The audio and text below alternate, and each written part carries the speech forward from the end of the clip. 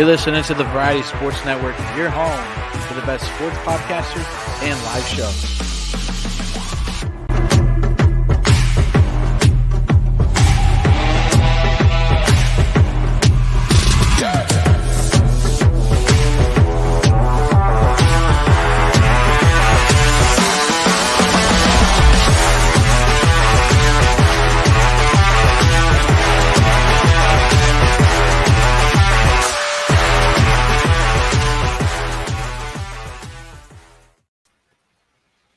Good evening, ladies and gentlemen, and welcome to the seventh inning. There we go. I got my guy Josh Edwards with me. I'm taking over Logan's spot tonight on the seventh inning stretch. So look out, anything could happen today. I got a full house with me tonight. We got a lot to get into. We got Hall of Fame to get into. We got snubs to get into. We'll of course get Josh's reaction there with the Cardinals logo there on Scott Rolen there as well. Yeah, I got some fellow Bay Area California fans here as well with some Giants and Dodgers guys around here. So we'll get into a lot here on the seventh inning stretch. But guys, first off, I think we should start out with our guests here, the guys from the 4A podcast. We got Brad here, Tom, Steves from us here out over by the Washington, D.C. area. Guys, thanks for joining us here on seventh inning stretch. How we doing? Doing pretty good. Thank you for having us. Yeah, I'm excited to be here. Absolutely. Like I said, we got a lot to get into Hall of Fame wise and all that stuff. But before we get into that, I kind of want to start with you guys as well, just to kind of like plug your podcast here a little bit and just kind of get to kind of know what you guys do a little bit. From looking on your YouTube page, it looks like you guys put out content all the time. I was watching your video the other day with the Rise trade. What's kind of how'd you guys kind of get into it? What was the spark, and what's kind of the mission here? So it all started from, we had a fantasy baseball league that stemmed from a fantasy football league, and half the people weren't actual baseball fans. So they kind of pieced before our fantasy draft this year and ended up coming down to four of us. And we talked so much baseball just during the whole season. We're like, you know what? We talk so much. Why don't we put a couple microphones in front of our faces and start talking about it, and so other people can hear it? That's kind of where the idea came from. Honestly, we vary from topic to topic. Sometimes we'll be like full intense analytics about some topics, and we'll go on random tangents about how Sonny Gray's nickname is Pickle. It can really vary from day to day. Well, I don't think we can transition from Pickle quite better than that till Cotton the Pickle there, Josh Lewis. So from that, we got to go to you. How you doing, my friend, joining us here tonight? How you doing there, sir? Good, man. How you doing with losing one of your boys? Yeah, Cole Irvin at this point, I mean, there's just so many guys I lose, so he's so low on the totem pole at this point. It doesn't even matter at this point. Yeah, I can go so far back, but we got him. We'll definitely get into. I definitely want to get your guys' touch on that trade more for the Orioles side, maybe at the end here. Get you guys' last thoughts on that. But of course, let's go to the other guy here, Josh Edwards. Here, how you doing, my friend? I am fantastic. How are you guys? Doing good. We got a lot to talk about. We got your boy to talk about, Scott Rolen. That's for sure. Woo-hoo. Can we start there for it? Let's start right there, guys. Let's get right into it. Let's not mess around. I feel like I don't want to start negative with anything here. Let's just start with the positive side of it. What do you guys think with Scott Rolen getting in 6th year on the ballot? Let's start with you, Brad. What do you think of that? I'm a big fan of it. We ran a whole simulation through Reddit and Twitter of just fans voting for the Hall of Fame, and Scott Rolen by and far got in. I think that's perfectly fair. Like, he's consistent all-around player. He obviously showed it offensively in a time where steroids were rampant, someone that never had a connection to it. He was a good offensive bat with a fantastic glove, and he showed up in the postseason. Honestly, that really helps. What do you think there? What do you think there, Steves? I definitely agree. Brad's touched on everything. He had all the accolades, 8-time Gold Glove, 1997 Rookie of the Year. There's not much more you can ask from a player in that era that didn't take steroids, and he was consistent through and through. Tom, your thoughts on it? Yeah, when you looked at his at the ballot last year, you almost knew that this guy was going to get in every year. It was just creeping up on it. And this year, I thought it was a slam dunk. This is just a complete player for his whole career. Good glove, above average bat. And he even added in 100 stolen bases, 118 stolen bases. It's just a complete batter right there. Can I ask you, Can I ask you, Josh? What is his like? What does he mean to you, Scott Rolen? Like when you think of him, I was trying to think Hall of Fame. Like I guess I think like impact right away. Give me your overall thoughts on it as well, but just kind of like your initial thought. Like I don't know, his name to me doesn't always jump out right away. So what's your kind of thoughts on Scott Rolen getting in there? So that's actually a really great point. Scott Rolen is not a name that jumps out to you as an all-time great until you really think about his career. Like our gentleman, our guest here mentioned, 97 Rookie of the Year, drafted by the Phillies, had a good career in Philadelphia. To me, when I think of Scott Rolen, I think of the character and the leadership more than the stats, more than what he put on paper, more than what's in the record books, but who he was as a player and who he was as a person. Scott Rolen was one of those guys who shot down a buttload of money at the time in the game, where he shot down a $150 million contract extension to go win, because winning to him was more important than the money. And that's one thing that Darren, Josh, you've heard me talk about multiple times. I'm so tired of players just wanting the bag of cash and not wanting the legacy. What was more important to Rolen was the legacy, championships, the awards. The personal awards didn't matter. It was about the team. It was about the mark he was going to leave on the game for the future. So when I think of Scott Rolen, that's what I think about. A guy who gave up the money to go get the rings, to have the legacy, and to have the prowess to be in the record books for all time. He was one of those guys that he's an old school guy. He was an old school guy in a transition time in baseball. Not only was he one of the few players to be as good as he was and do it clean during the steroid era, but he was one of those old school mentalities. If you got hit by a pitch, if you walked down to first and you were rubbing your arm, he was chewing your ass out from the bench, telling you not to show weakness. He was strong. He was a man's man. And when he got to St. Louis, he was a great representation of what the St. Louis baseball community is. And that's why, God, I hope the MLB doesn't screw this up and they put him in a Cardinals hat for the Hall of Fame. He got his World Series here. He was a leader here. He was the silent member of the MV3 when he was in St. Louis. Just an all-around great community guy, a great player, a great leader. The definition and the ideal character of what you would want your children to look up to as a professional baseball player.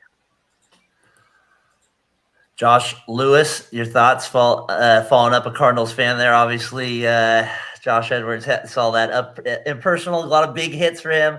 The World Series hit for sure. The home run. Your thoughts?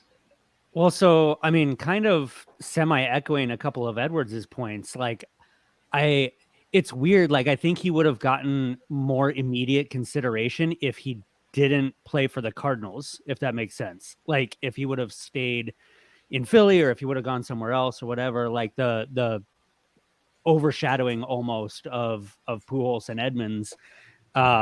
So Rolen's career went from my age 10 till when I was in high school. So I actually wrote a paper in high school on the MV3 of like, okay, who's going to win the MVP between these three guys of the Cardinals. And because I had to do a comparative essay for those that did that in English class, but so I obviously took baseball with it. But like, yeah, he was just that quiet leader that, like, if he played on another team, it would have been more obvious how important he was. But so yeah, I mean, I was happy with it. I was cool with it. I wasn't like, I'm not a Cardinals fan, so I wasn't like passionate about it. Like, oh yeah, gotta get him in. Like, I wasn't like rooting for him to get in necessarily. I was just like, yeah, if he gets in, cool. I don't have anything against it. I mean, you look at, I mean, you guys know me, or starting to get to know me. I'm a context guy, right? Like, look at it in context. Like, I had the thought of like, okay, look at all the other third basemen in his time. And with the exception of maybe, I shouldn't say maybe, with the exception of Adrian Beltre and Chipper Jones, like, he's the best. Like, he is. Like, if you just because he didn't have some of the accumulative numbers that Chipper or Beltre had, like, he was one of the most dominant third basemen of his era, of his time. And so that to me is Hall of Fame worthy. You did leave out Eric Chavez, but that's all right. I do want to add, Tom, let's go to you with this one. with Scott Rolen, obviously a big part of the reason he got in was his Gold Gloves, right? I think that's one of the main, because if you look at some of these other guys' hitting stats, I mean, it's they should be in too. So it's Gold Gloves get in. What does that matter to you? You think nowadays, like 8? He got 7 Gold Gloves. I believe was it maybe 8? Let me just double check. I want to make sure I got it right. 8 Gold Gloves. What does that impact me? I mean, to me, that's the biggest reason he got in.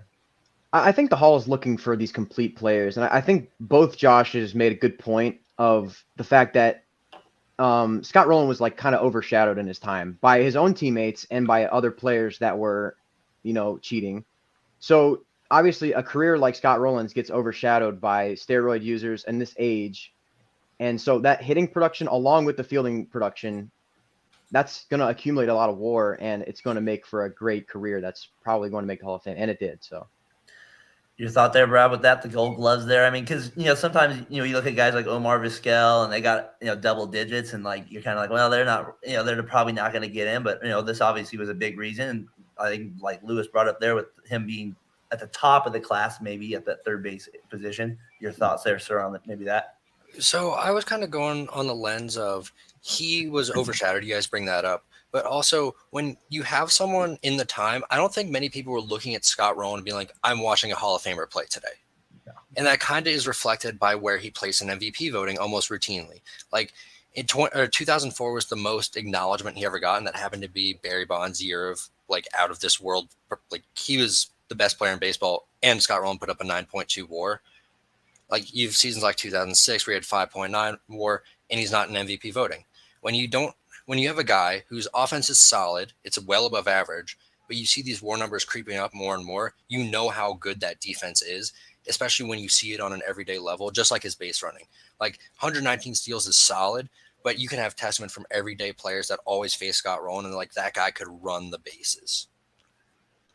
Yeah, that's one of the things about Scott Rolen. Like, my initial thoughts were to be negative about it, but that's why I'm trying to start out positive here with it, because it's more of the issues I have with the other parts of it than I do really Scott Rolen. So I do want to like appreciate what he actually brought to the game, because he's a Hall of Famer. That's not baseball. The one thing I do appreciate the Baseball Hall of Fame is it is still the hardest club to get into. You know what I mean? Like it is, it's not like the NBA where they throw in 35 people a season or something like that. You know what I mean? Like there's a little bit perspective to it. What do you think there, Steves, with the Gold Gloves and maybe that as well? Yeah, 100%. I mean, you look at it, right? He won his first Gold Glove in '98, and he went in and out of winning them, right? And he won his last one in 2010. So, like, just that alone just shows he was consistent throughout his whole career. And you talk about big Hall and small Hall. Brad is a small Hall type of guy. He doesn't like a lot of people into the Hall. And I think the MLB is definitely has a good balance of guys deserving to get in that do get in at the end of the day. Yeah, and the thing, it's funny with me, the Scott Rolen, obviously, because I said we came out right for there's a little age difference here, but we'll go into that. The thing I remember with Scott Rolen, like I said, is the Philadelphia when he left. Like, to me, that's like the biggest impact I kind of remember about him, is because just like how much Philly fans hated him at that time, Josh.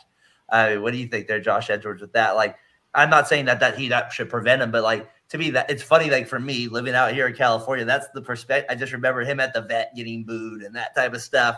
And then, like, I think you brought up a good point. One of you brought up about him having that season where Bonds finished ahead of him. That was like maybe a season without steroids where he's a legit maybe 1 or 2 in that candidate instead of number 4. So I think that's a good point to bring up as well on that. What do you think, Josh Edwards? So when it comes down to him getting into the Hall of Fame, the defense to me is what gets him there.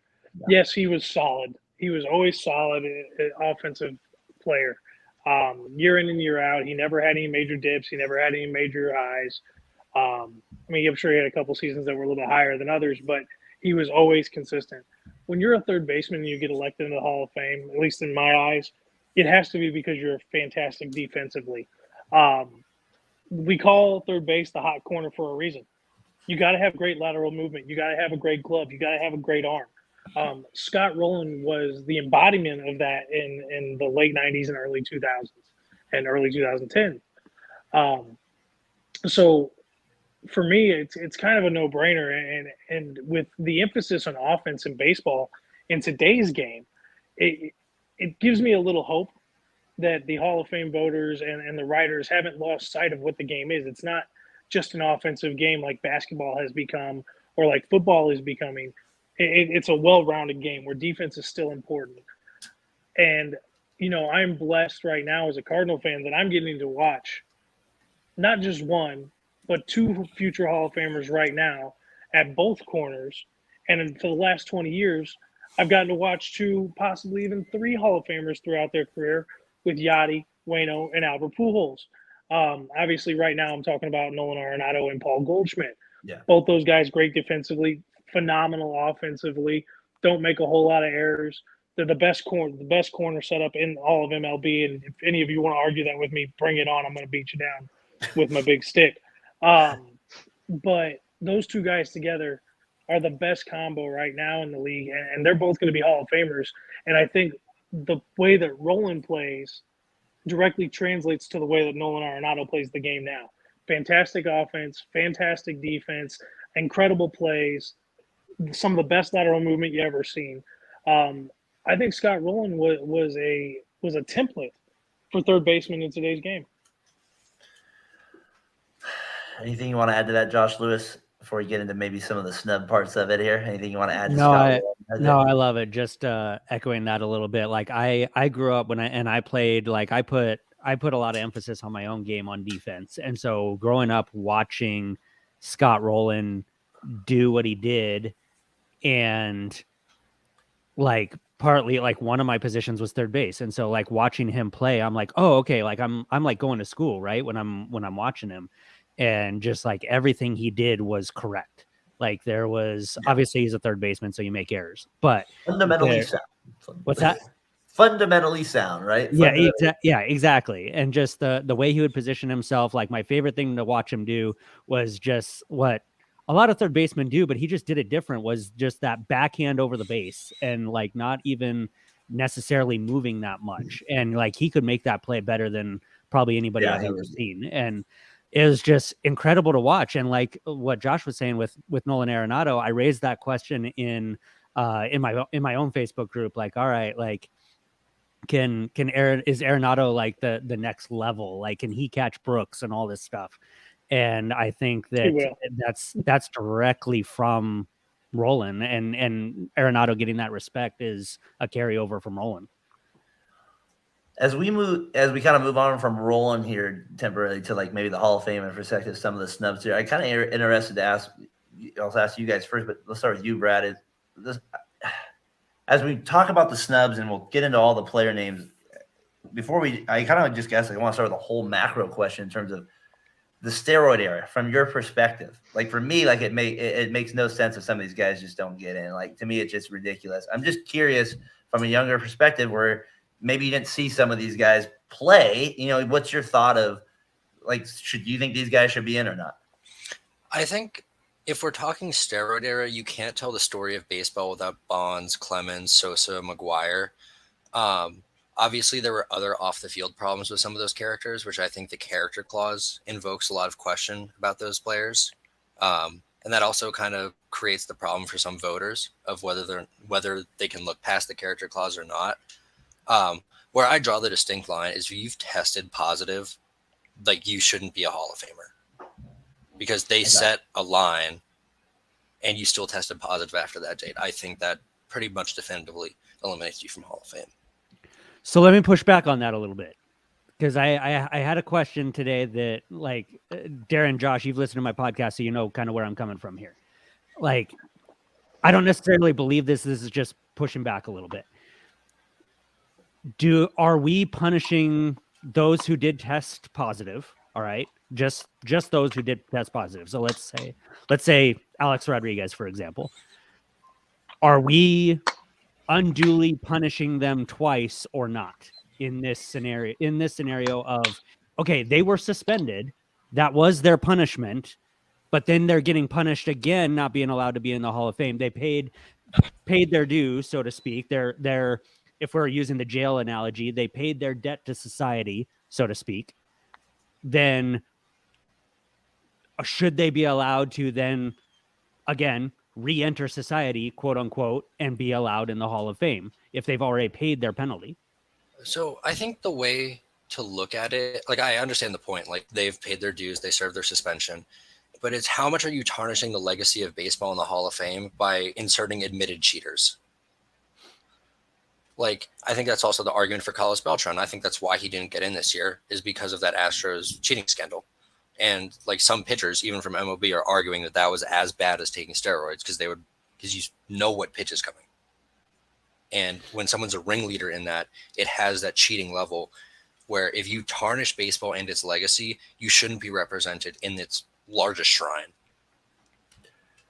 Tom, as I move on to you from that, I would say, well, David Ortiz to me is just a nice guy, and he had some of that same stuff. He's not an a-hole, and so that helps him kind of get in maybe in a situation like that. If I'm kind of just playing devil's advocate in that situation there, your thoughts on maybe the steroid era and some of those guys that, because let's be honest, like Bonds, like Ramirez is a Hall of Famer. If you're watching stats, you know what I mean. Like these guys should be in. Like there's no, so like some of these things, like to me, it's like a big what if before we get into these snubs part of it. So I'm just curious to get your guys' perspective on that steroid. Tom, your thoughts? I feel like there's a certain level. Like I give them like this steroid tax. Like you can subtract 20, 30% of these guys' stats, and they are still better than some Hall of Famers. Barry Bonds is the greatest baseball player of all time. I'm a Giants fan. There might be bias, but I don't think there's much bias. I think Brad, even as a Dodgers fan, thinks that Barry Bonds is the greatest to ever play the sport. No doubt. Yeah, when you combine elite plate vision, elite glove, stolen bases, I mean, this guy could do everything. And I think there's a certain level of these steroid users that weren't these one-dimensional players. You know, you look at A-Rod, he won MVPs, he won Gold Gloves, decent speed on the bases while also hitting 696 home runs. That's a complete player who happened to take steroids, but it's a complete player. I think if you subtract 20% of his stats, he's still a Hall of Famer. Barry Bonds, you can literally split his career in two. You can go pre-steroids, post-steroids, wherever you assume that begins. And he's a Hall of Fame in both careers. So there's a certain level to some of these players that I think puts them above other steroid users. There's steroid users like Mark McGwire, these one-dimensional guys, just power, nothing else. And that's what you get out of steroids. So you're saying not like Brad, where Brad would be more like, hey, if you've tested positive, you're out. You would kind of more be in the spot of like, let's see where your career is at with it, basically. Yeah, I think there's some steroid users that you can tell just got like small benefits out of steroids. And then there's the guys that already had that talent there and just boosted their stats. And you can kind of level them down to see what they would look like without steroids. As we move on to Stev's thoughts here, I just want to appreciate Adam here coming out with some thoughts here. Appreciate the comments here, sir. Stev, your thoughts on that steroid part of it there? I mean, yeah, like for me, it's more of a overarching. You need to look at their whole career, and they need to play out of their mind in order for you to really get over the steroids. So like a guy like Barry Bonds, I mean, I think we all can agree here that he's the best player of all time. His even on steroids, his numbers were out of this world incredible. So without them, they still probably would have been an above average player, right? So, and then you look at other guys that did take the steroids and were like and confessed to doing it, and it's hard to discount what they did, but it's hard to put them into the Hall of Fame for that. I appreciate you guys' thoughts on that. It's such a different person. You know what I mean? It's like you said, we've lived through it differently. So I'm interested to get your thoughts on that. Josh Edwards there, before we kind of get your thoughts on it. I always say this about the steroid era. Bud freaking Seeley got in, who oversaw the damn steroid era. So to me, once he got in, and then you have guys like Pudge get in and Piazza, and then you got Ortiz in, to me, it's free game, baby. You got to let these guys, you open the floodgates, in my opinion. And like you said, to me, it's a museum, for God's sakes. I can tell my kid what happened, but this is the best player we see. Let's just let that play out, and we'll go from there. Your guys' final thoughts on that, Josh? Both Joshes. We'll start with you, Josh Edwards, before we get into the full snub list here. So when it comes to the Hall of Fame and steroids, for me, it's one of two things, and then I have a final option. Either you let them all, you don't let any of them in. And I mean none of them. Like, you got to remove everybody who's gotten in already. They have to be taken out. It's got to go all in one way or the other.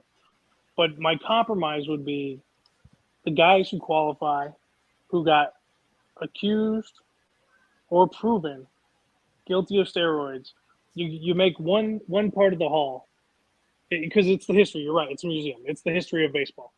You make one part of the hall the steroid era. These are the guys who got in during the steroid era, who were accused or who were proven or who admitted to taking steroids. But at that point, you have to let them all in. And the first face you have on that is Bud Selig because he was in charge of it, like you said.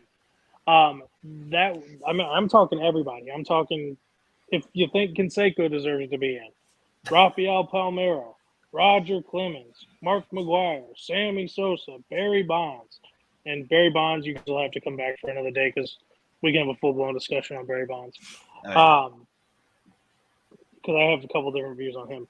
But, I mean, you let them all in, and you say these guys are the guys that were here during the steroid era and created so much excitement and at the same time so much drama and so much hate for the game that it drove the ratings of baseball up. I mean, let's be real.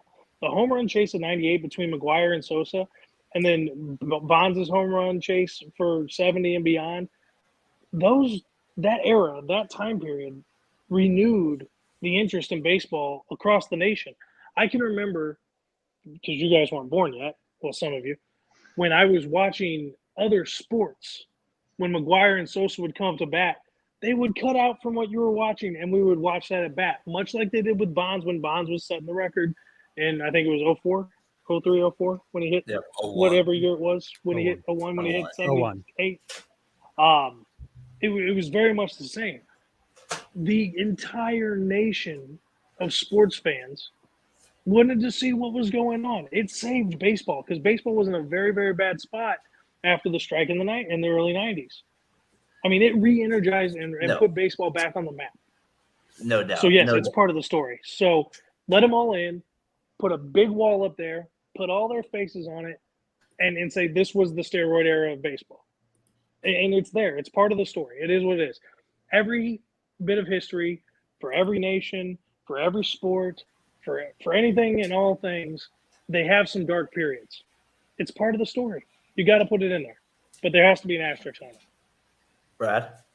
So if you're proposing like this steroid wing of the hall, would you want to divide all of the plaques by their eras to kind of tell the story chronologically? Because if you're saying that the steroid, because like you have the museum, you have the walkthrough, would you rather the plaques be in their own rooms for each era or still be like just a continuous story throughout the plaque room?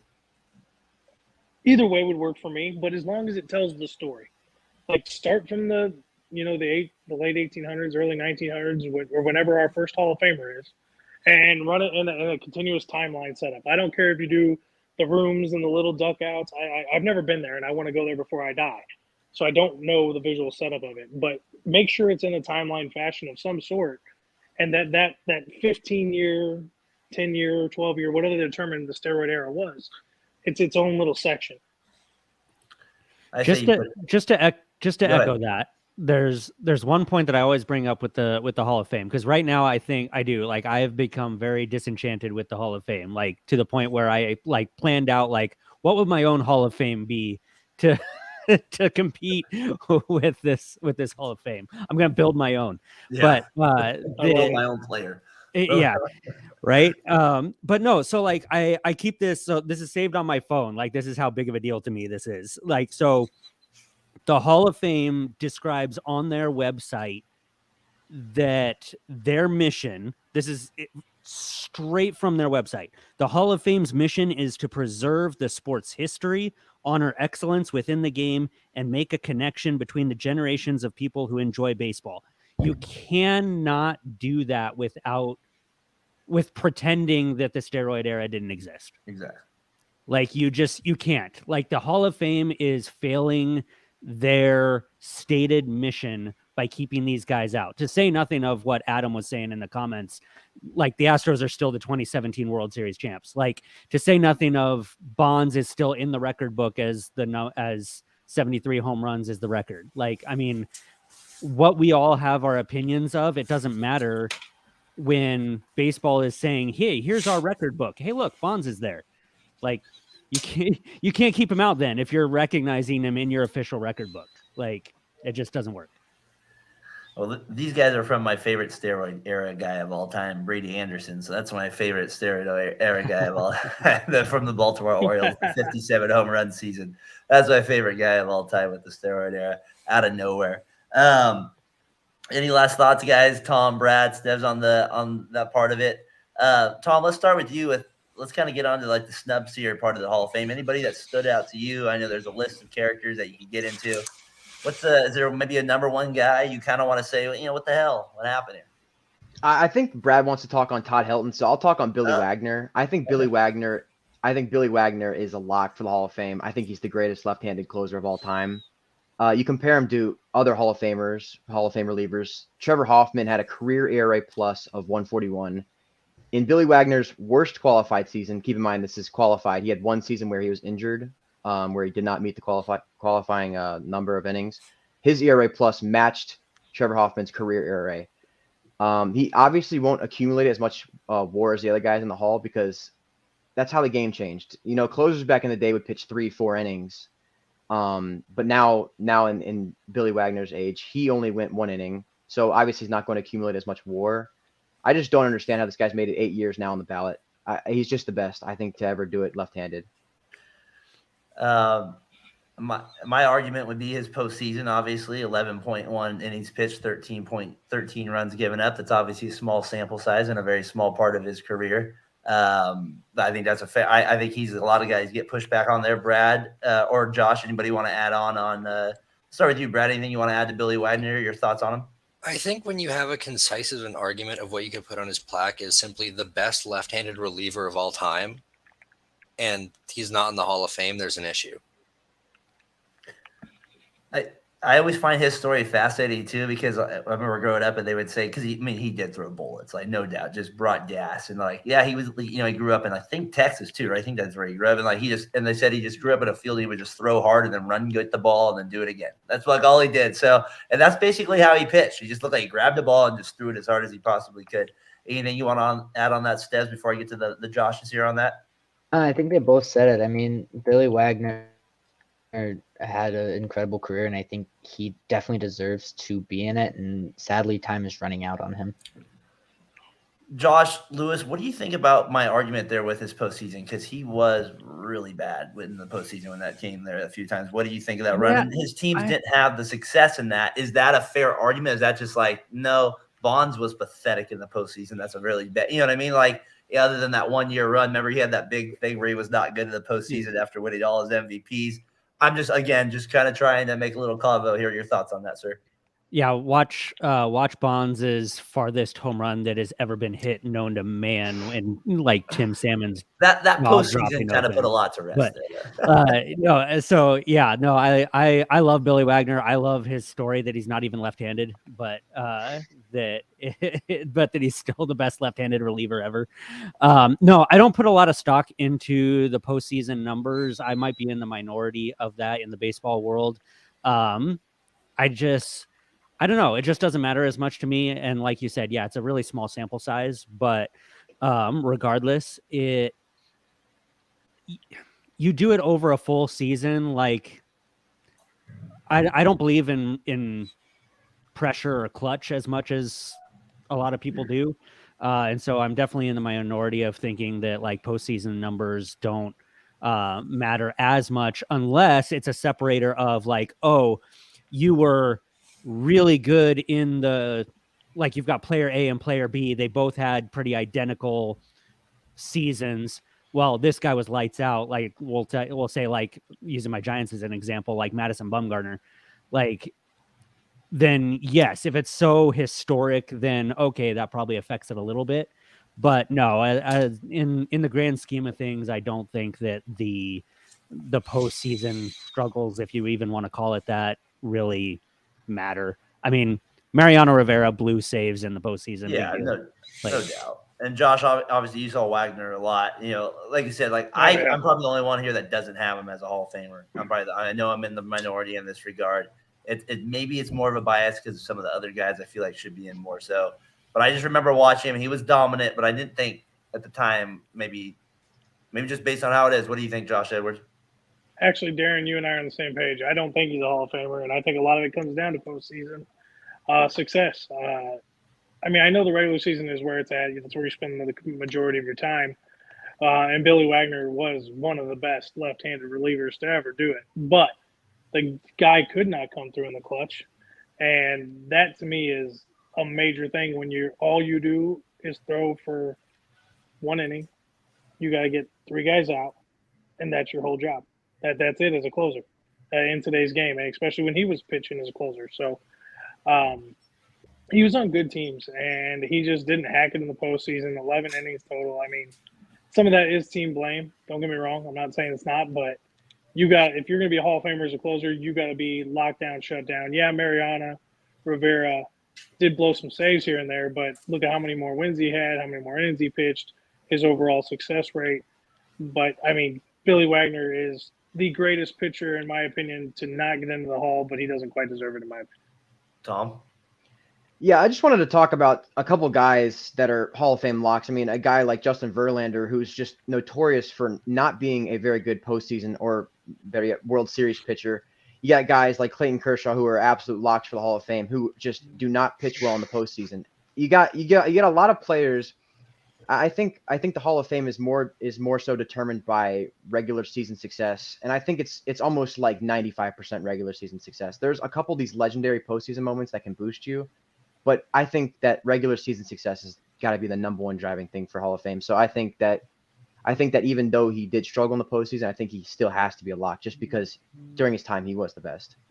You know, it's funny. That's why the Hall of Fame kind of like just drives me crazy at times, man. Like some of these guys, like I don't get in. Brad, maybe Helton wasn't your guy. Is there another guy you kind of wanted to bring up there? You kind of gave that look. I wasn't sure.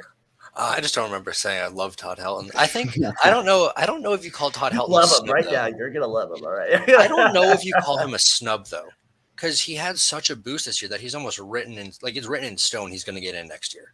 Yeah, he missed the Hall of Fame this year by 11 votes.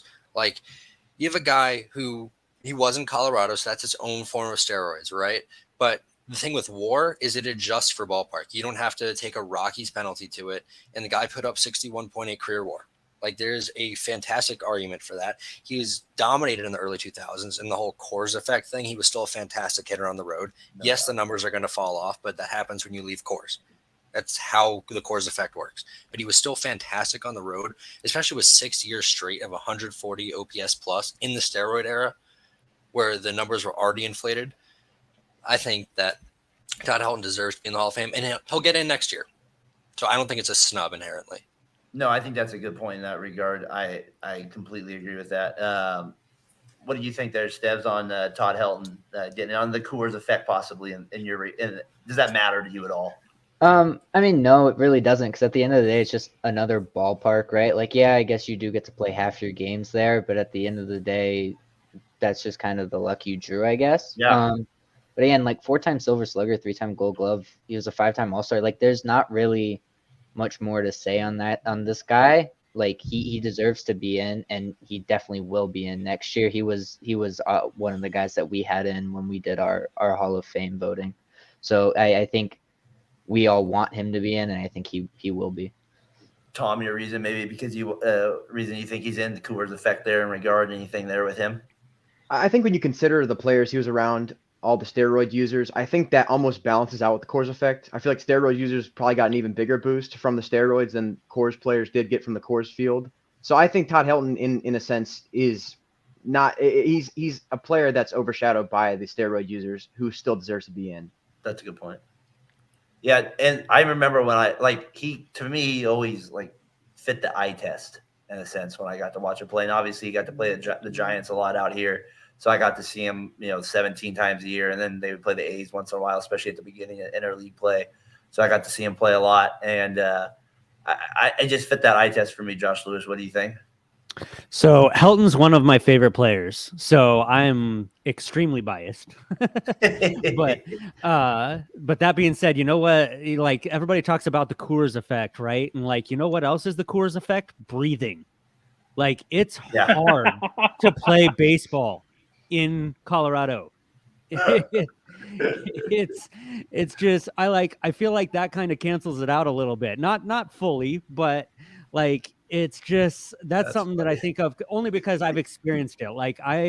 I grew up in Southern California, but we would go to Colorado occasionally to train. So I did track as well. So we would go up to Colorado actually and run. And dude, like I was sucking wind, like nothing I have ever felt in my life. And so I don't put a whole lot of stock into the Coors effect, because being an elite athlete at that level, I mean, we talk about it with the Broncos all the time, right? Like why can't we talk about it for the Rockies too? So, and again, he does meet that kind of that Rolen thing that we were talking about of the well-rounded player, right? Like he could pick it. He was a good leader. And I would argue, I don't know who would argue with me, but he was the best player in history for one of the 30 baseball teams. Like that alone in and of itself should hold some weight. Like, yes, it was the Rockies and their young team, but so what? Like he was the best player for one of Major League Baseball's franchises. Like he has to be in. And I think he will. Like everybody already said. Like, he'll get in. But it looks like the vote too. Well, your last thoughts on that, Josh Edwards? Todd Helton should be in. Yeah. But he's going to be in easily. So I mean, it's a snub this year, but it's not like he's going to get snubbed long term. So that's not the big snub to me. I have somebody else who's a much bigger snub in my opinion. Who do you got as a big snub then? Andrew Jones. My man. Hands down. My man. Andrew Jones got snubbed so hard. It's not even freaking funny. Especially after, to me, this is now where I can use this name, especially after Scott Rolen got into me. This is where, like, those, to me, it opens up just so many different guys. I agree with you. When I watched him play on the Braves, he was constantly a winner. He made spectacular plays in center field. Yeah, he had, like, kind of that, like, body language things that maybe people didn't like, but his numbers were there. He didn't, other than the average, that was a big thing. I totally agree with you. Anybody else? What do you think there, guys? What do you think there, Brad? So I'm in the minority in this. I'm a small hall person. And I think this is also a consequence of me not having watched his career live. This is me watching in retrospect. Yeah.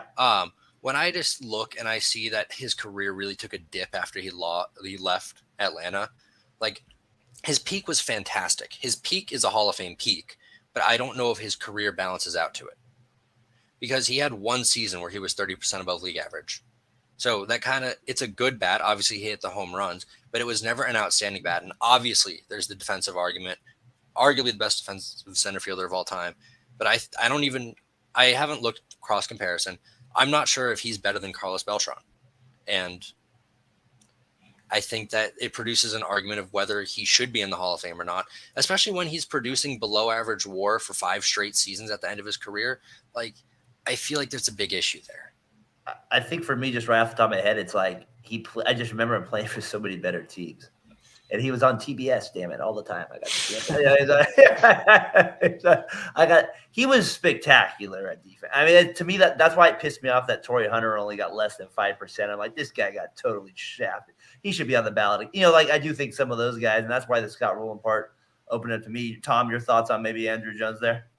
I mean, we talked about valuing defense in the Hall of Fame with Scott Rolen. I think we have to talk about Andrew Jones. This is kind of a cherry pick stat, but there are 4 players in the history of baseball, 10 Gold Gloves and over 400 home runs. Those 4 are Willie Mays, Ken Griffey Jr., Mike Schmidt, and Andrew Jones. I already mentioned this in our Hall of Fame episode. Those are 3 first ballot Hall of Famers, and then there's Andrew Jones. His fall off was horrendous, but this is one of the best 10-year peaks we've ever seen. And this is a great defender. And even if you take away his batting, this is still a top center fielder of all time in defense. And then you add the 363 home runs in that 10-year peak. I think this has to be a Hall of Famer. If you're going to add in guys that are like below average hitters, Ozzie Smith, for example, I mean, obviously better glove out at shortstop, but like a below average hitter for his career. Andrew Jones is an above average hitter for his career and one of the best fielders during his peak. I think you have to put him in the Hall.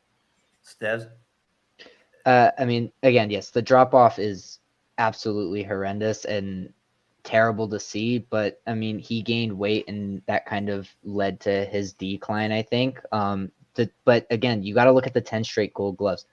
That's incredible to do, and to do it while being an above average hitter is even more impressive. And Tom and I both voted him in when we did our votings. So for us, we wanted him in. I do think he will get in by the end of his time on the ballot, but I just don't think this year was his year. I would like to. Sorry, Go I ahead. like to look at the Hall of Fame stats. Like Jaws is like it's a direct correlation from like regular war to Hall of Fame war, like comparing it to people in the same position as you. And he falls four Jaws points below, and his career war is lower than the center field average. I feel like if he was better for like 2 years, it's a slam dunk. It's just this. That's one of the steepest fall offs from a Hall of Famer we've seen, especially for an extended period of time. I guess that's where my Scott Rolen part comes in, though. Like, it's just like, I don't know. Like, that's where I'm like, what's the difference in some regards? And, like he got 10 straight, how much value do we put in those 2 more gold gloves in that sense? I mean, nothing really in that sense. I mean, I'm looking at it in terms of like, you have WAR, which is like comparing to like a replacement player, right? Yeah. And you can also turn that to wins above average, which is like an average major leaguer.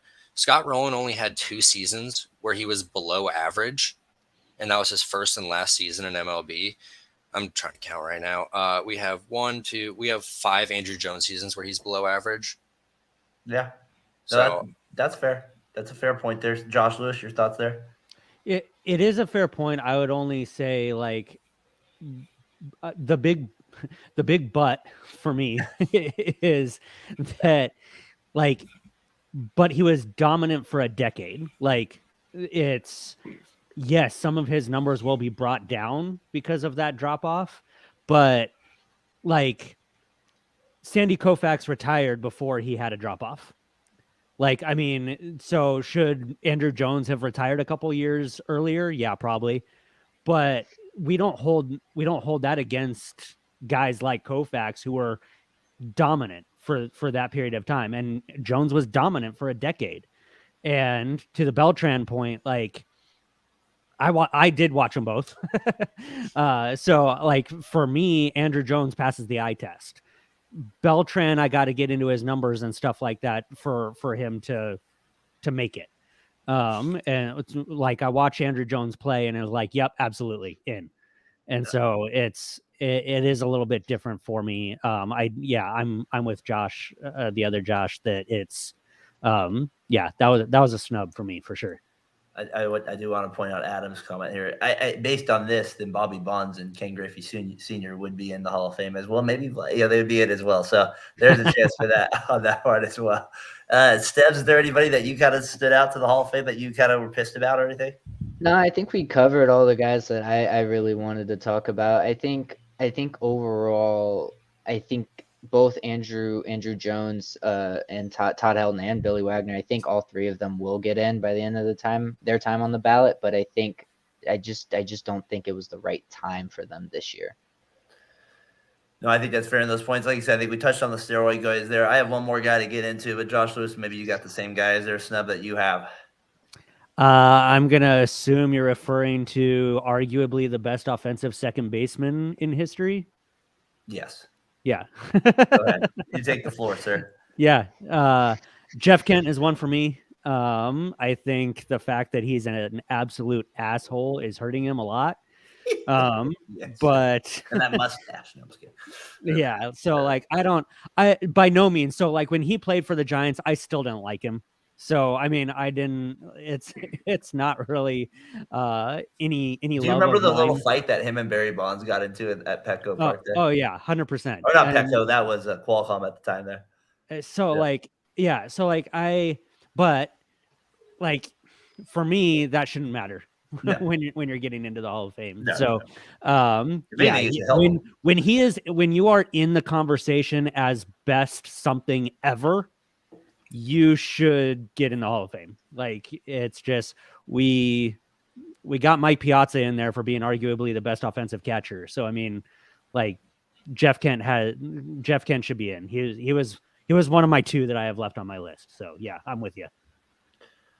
To me, this is by far the biggest snub on the list. It makes no sense. Obviously, maybe I got to see him a ton out here with the Giants a lot during that time. But I mean, and this is where like I said, I'm just looking at his numbers compared to Scott Rolen and putting in perspective. Like He's a better player than Scott Rolen. What are we even doing here? Like, he is a better player than Scott Rolen. He was a much better player for about 9 straight seasons. If you look at his stat, and he was like, I just want to give some things. Like, again, I'm not trying to diminish Scott Rolen this. I'm just trying to put in perspective how good Jeff Kent was, and for him to only get 45% of the vote to me is a freaking joke, and it's pathetic. And I'm gonna stop there, but hold on. I just want to go 4 times he finished in the top 10 MVP. Scott Rolen 1 time top 5. He finished that 4 times there, top 10 with it. He had 26 home runs 6 times or more. He also had multiple 30 home run seasons. Scott Rolen did not get to that. He also had 13 times Kent hit 280 or more. They're like, well, Rolen had a good average as well. He only did it 10 times in that regard. And Kent he has more hits, more RBIs, more home runs, more RBIs, better OPS, better slugging percentage. And an MVP. I just don't understand. And he was the best second baseman at the time, just like how Brad made a good point about Rolen being the best third baseman at his time there. I don't understand why the same voting isn't towards that. That doesn't take away from Scott Rolen in that sense. I'm just trying to put both things in perspective. And that one to me just makes no sense. And that's why. Yeah. I mean, you're getting into the structure of Hall of Fame voting, which it can be its own episode. Yeah, some guys vote 2 guys. That pisses me off. Yeah. So, I mean, I just got to shout out. I don't know. I didn't see if it popped up on the screen or not. I got to shout out Adam's comment. I don't know if you're a Giants fan, Adam, but asshole Aubrey Huff said, "Hold my beer." It just made me laugh because, like, all right, Jeff Kent was an asshole, but Aubrey Huff is a joke. So, like, I yes to this. Sorry. I love it. I love it. But yeah, I'm with you. Jeff Kent hurts because I'm a fan of baseball, like not because I actually liked him, but my favorite also story about Jeff Kent out here. This is, you guys probably don't know all this. Is that my favorite one is before the season started. I think it was spring training. He like broke his arm or something like that, or twisted it. He was washing his truck, like this big truck, and he fell off the ladder. To me, that's my favorite Jeff Kent story of all time. And it started a big controversy right before. And like, you remember that, Josh Lewis? You remember that all? I remember hearing semi about it. Like, I don't recall all the details. But he was like really shady about it. It was like one of those weird things. He also finished well with the Astros too. So that's kind of where my thing with Kent is. Any last thoughts, guys, on the Hall of Fame there? Josh Edwards, any last thoughts on Kent there? Shame on, and I didn't see it because I wasn't looking at the screen at the time, but shame on whoever said Ozzie Smith doesn't deserve to be in the Hall of Fame. No, he didn't say. I'll defend him. I'll defend him. He didn't say Ozzie Smith doesn't deserve to be there. He just said that he was a below average hitter. Yeah, but he was arguably the best shortstop of all time, one of the most entertaining players of all time, and he was the juice that made the Cardinals great in the 80s. And redefined baseball in the 80s, because Cardinal baseball, and I'm not trying to be a homer here, but I mean, there's documentaries on this. Cardinal baseball redefined and reset up baseball in the 80s and made baseball fun for again, because they ran the ball. They manufactured runs. They didn't go up there and hit home runs. They won the World Series stealing bases, hitting for contact, and playing great defense. He was the catalyst in that. So it goes beyond, and this is, I agree with you guys that the writers don't necessarily pick the Hall of Famers correctly all the time, but they do take some things into account that are super important. It's how players changed the game or had a long-term impact on the game. So yeah, Ozzie Smith, I agree with you. For a career, he was a below average hitter. I completely agree with you.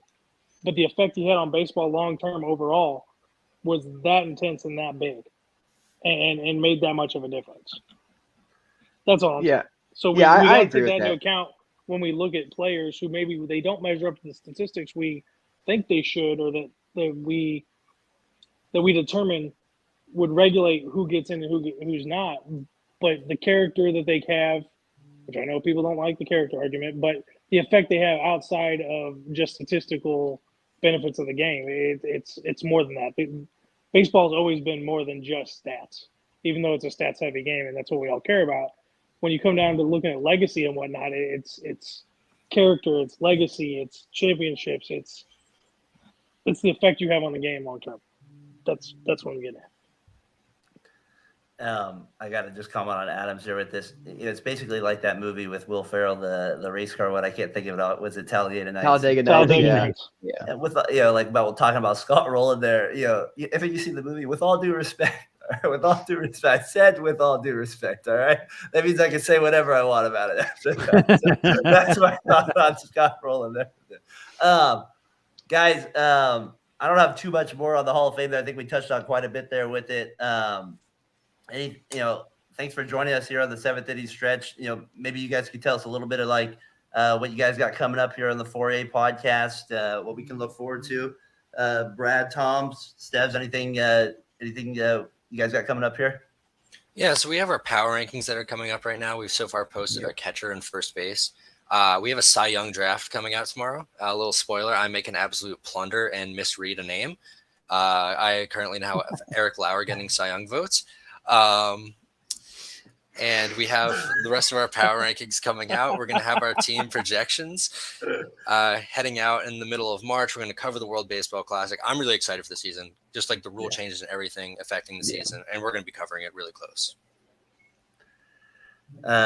Stevs, what's your kind of, maybe if we're getting into the season here, your guys' podcast, is there something, just there's something you stand out with this podcast? You got the Nationals hat on there. You're going through some pain there. How we doing there, bud, with the baseball season there? Well, so it's hard to get excited for baseball when your team's not very good, right? But I honestly am more excited for this upcoming season than I have been in a while, and I think I'm really excited to once we get a little closer to get into our team projections, because not only are we going to do how we think we're going to rank them, how we think they're going to do, but we're also going to kind of grade their off seasons and stuff like that. Right. Yeah, the off season, I think that's always a fun thing to see. I know my team, well, we talked about before he came up. We gave up Cole Irvin for a bag of chips, so we continue to do nothing. I would say we're the best farm system in the league. So that's what it is. Tom, the 4A podcast here. Your thoughts on baseball in general here. What do you got to bring to the show? What do you guys got going on here? I'm just going to bring my usual Giants bias, not the greatest off season for us, but we stumbled and we fell and we got back up and we made some decent moves. And I think the bias might go into my preseason projections, but I love doing the preseason projections because at the end of the year, we just laugh at each other for how bad our projections look. Yeah. Brad, with being the Dodgers fan, I love just butting heads with him over this stuff. And I really do think that the Giants will be better this season. And I think that's something I'll talk about a lot. Whoa. Hey, how much did you guys talk trash the year before when you guys met in the playoffs, though? Because that was the first time they ever met in a long time. How was that between you guys? I think the Giants winning the division with 107 wins, with having a platoon squad, beating a team with the biggest payroll in baseball was probably the biggest flex of all time. And then we continue to lose to them in the next series, which is okay. But who won? It's okay. It's okay. Oh, who also made the postseason, and who actually has a chance this season? The Giants, baby. The Giants. We got it. Comeback season. I will say that whole series should not have ended on a check swing. That was very frustrating. It was such a good series. It was so much fun. As much as I hate the Dodgers, it was such a fun series. I was genuinely on the edge of my seat the entire time. Logan Webb pitched his heart out. He's gonna be back there again. I guarantee we get another chance to go on a run. He's not good in the regular season.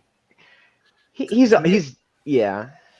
I was just gonna say it's fun that those teams are finally battling it out. For a while, they weren't so good together, so it kind of makes this little rivalry. It was always this is one of the best rivalries, but they never played in big games. Now maybe we're starting to get that. Hopefully, not this year. No, not this year at all. The Giants are pathetic again in that regard. Yeah. I mean, they're a fourth place team right now.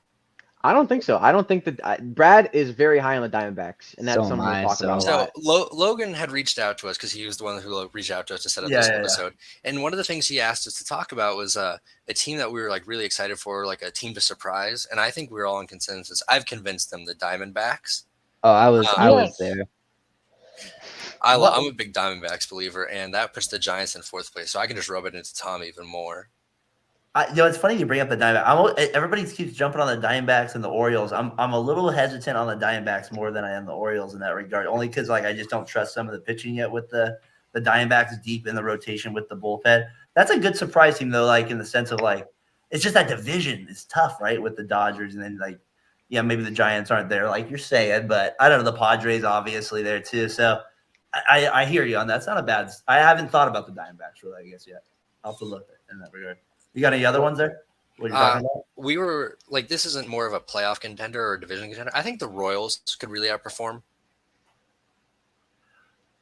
They're to me one of the oddest franchises every year to me. Like I have no idea. I have no idea what they are doing in a year. Like I just have no idea what they're ever doing. I know I'm confused. Josh, I mean, you live in that area. Like you got to be thinking the same thing with the Royals.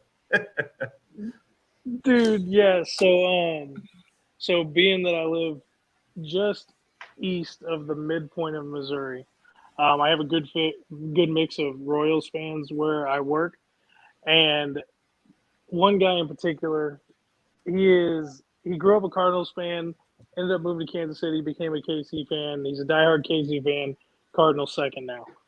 Even he can't tell me what he thinks the Royals are going to do from season to season, and he follows the team like he's a blue and white diehard. I mean, he loves them, roots for them all the time, but he has no idea in and out what's going to happen with this team. He doesn't understand the moves they make.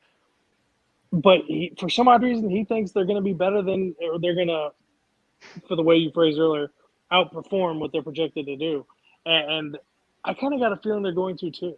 They're kind of my little team in the AL Central that's going to cause some havoc, maybe mess with the standings there, beat some teams they shouldn't beat in bigger games. Still probably finish under 500, but they're gonna surprise some people. The Diamondbacks were actually my pick, and then I mean, you guys kind of cover the teams I like. I mean, and I'm on the Baltimore train too, just because I'm rooting for that catcher. I want to see him do really well. Stevs, can you gas us up here? It sounds like, and then you got it. Yeah, I got it. Where are the Nationals? We getting a surprise year this year from them? Oh no, not at all. The Nats are going to be terrible. I maybe expect us to be 5 wins better at best, but that's like pushing my luck. On the Josh Bell train, I love Josh Bell. I love Josh Bell when he's in Pittsburgh. I love that he got traded to Washington, and then of course everything kind of fell off and we ended up trading everybody. And Josh Bell's going to bring life into that Guardians clubhouse, and I think he's going to be a great mentor for a lot of those young guys. And I think he's going to bring pop to that lineup. That was just a lot of contact. So I actually agree. I think that was one of the best sightings of the offseason in terms of 100%. just like, yeah, I was when they saw that, I was like, how did they get him for that right there? I was like, that's a good fit too with Ramirez. I was like, I don't know. That was one of those baseball ones that surprises you, or you just like kind of caught you off guard. I did want to bring up this too real quick with Adam, bring up the Mondesi thing. I always found that interesting with the Royals because of fantasy baseball. We brought that up. He was always like this top pick the last couple of years because of stolen bases, and he screwed over whoever took over him in the last couple of years. Do you guys think Josh Lewis? Do you think there's any way he could ever kind of get it together again, Mondesi? I hope so. I mean, yeah, I never really root against guys, so I mean, I always root for guys to. Well, maybe not root against them, but I guess to me, he's such a perplexing player, I guess, because of the hype of his speed, and then he can't stay on the field. Oh yeah, no, I would stay away from him in fantasy personally. But, well, how about just real baseball too in that regard? But yeah, so but yeah, no, I hope so. I hope he turns it around a little bit and is able to figure things out a little bit. I'll just throw out. So I'm kind of high on the Diamondbacks too. I live in Arizona, so I get a little bit more hype around here than most. But the team that I've been looking at in terms of surprise is not actually in the season, is for Team Japan, man. Like, I feel like everybody's kind of poo-pooing on Team Japan for the WBC, and it's like, hey, they've won this thing before, right? Like, and everybody's hyped up about USA and Dominican Republic and all that, and they should be. I mean, they're definitely, but I don't think anybody's given Japan the respect they deserve, and I think they'll surprise some people. But that's going to be interesting. How much do you guys get into the World Baseball Classic? Oh, we're getting into it.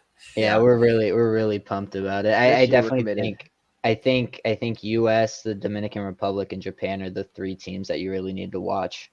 I wouldn't count out Puerto Rico there either. That's fair. I'll say Puerto. That's my top 4 right there. Is the U.S., Dominican, Japan, Can't and Puerto Rico. one of the Dominican or Puerto Rico not make it to the Final Four, though? Isn't that an issue with the bracket? I don't know. It might be. I'd have to look at the brackets again. It's been a little while, but I got another sleeper team for you guys. And I just Yeah, want to go get ahead. your guys' opinion. So they've had what I would consider a potentially sneaky good offseason. They signed some very questionable players that if they have bounce back years, I think this team could be very dangerous and cause some havoc. And it pains me to say it, but the Cubs. Yep. I could see that. If Bellinger ends up coming back and having a big year, they ended up getting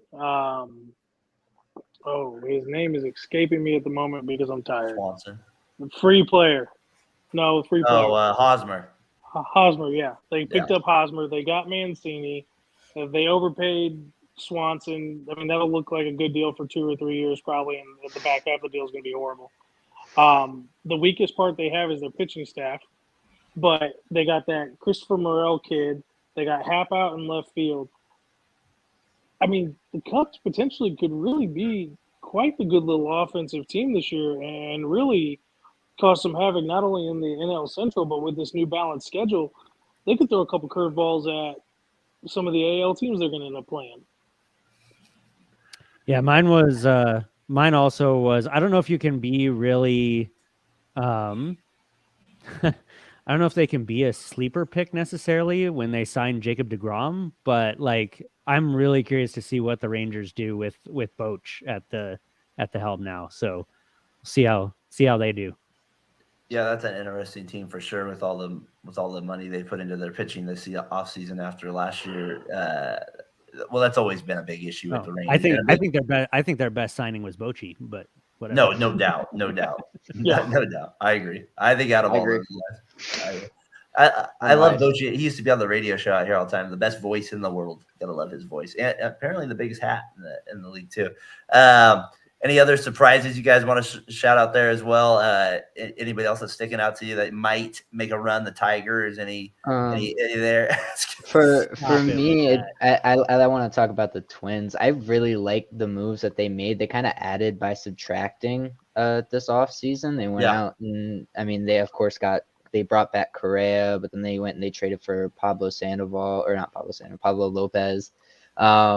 And then they just traded for Michael A. Taylor recently. So I think they lost some valuable pieces, but I think they got better by losing those pieces.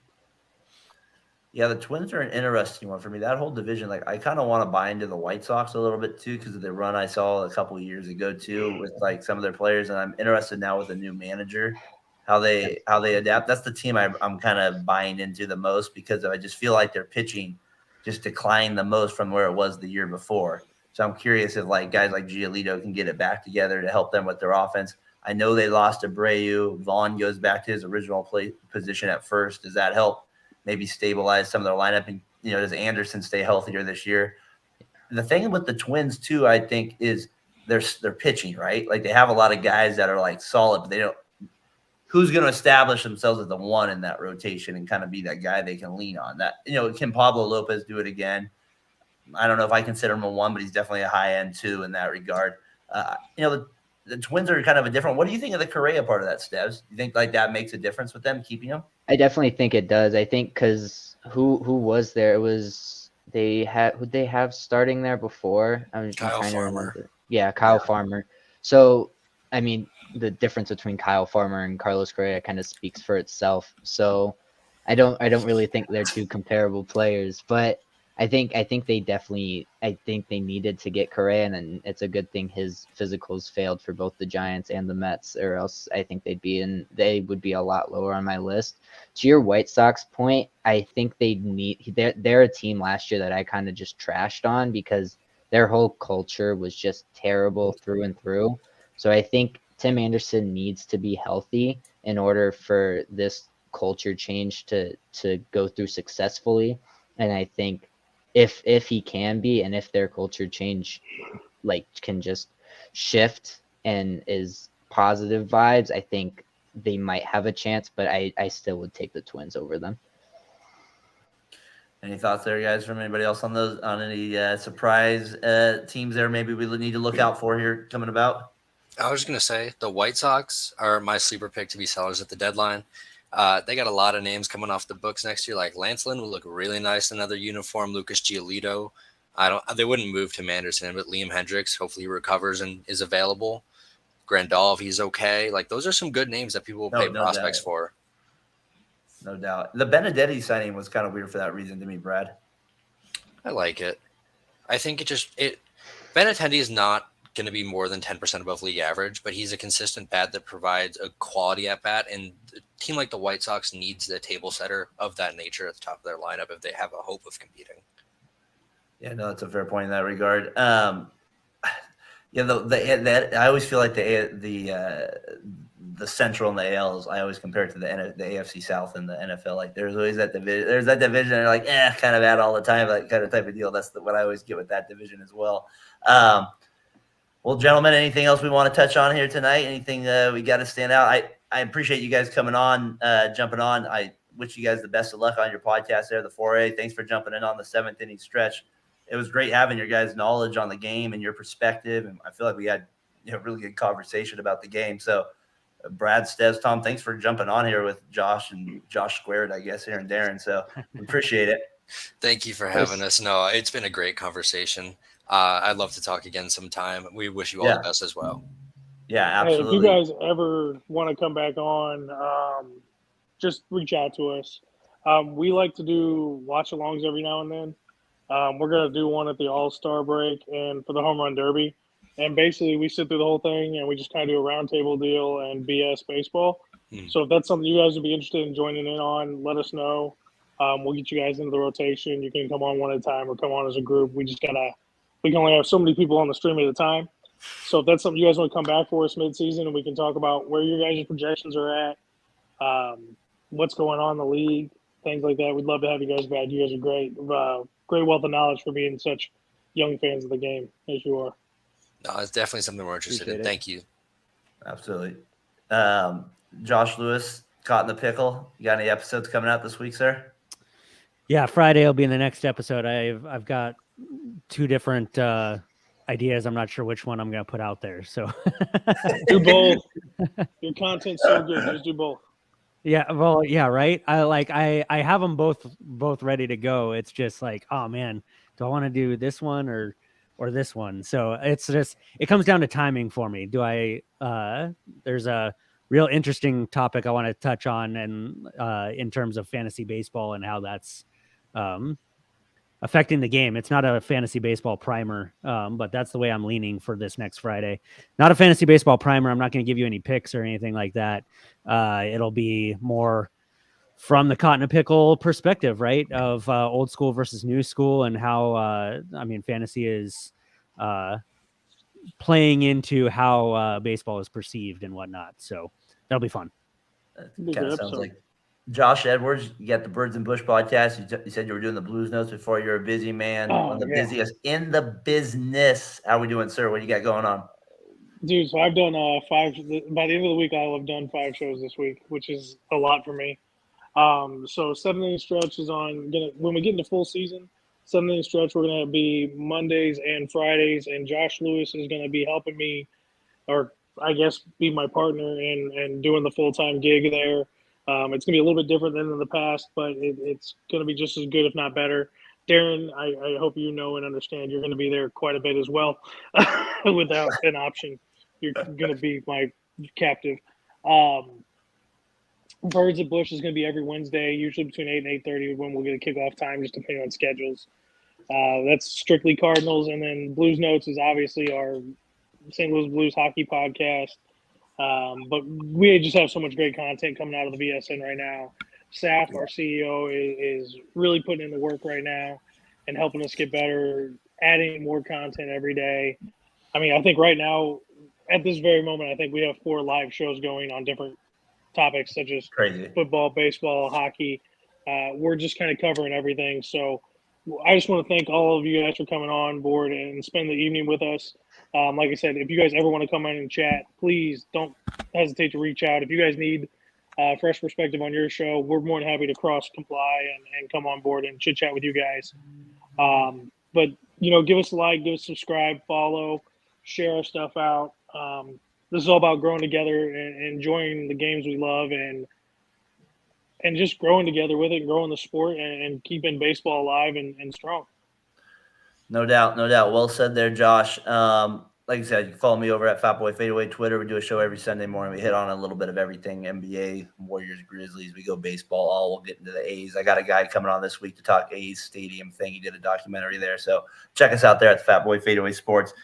Guys, 4A guys at the podcast. Again, stars of the show today. Appreciate you guys coming on, bringing the knowledge, your perspective on the game. And like Josh said, hope we can connect again. And I just wish you guys the best of luck in your journeys here and your schooling, like you guys were saying there. So hope we can do it again here, sir. Do it again here soon. Yes, sir. Best of luck to y'all. All right. Until then, guys. See you then. Peace. Later. Hey, everybody. This is Brandon, CEO of the Variety Sports Network. I just want to say a quick thank you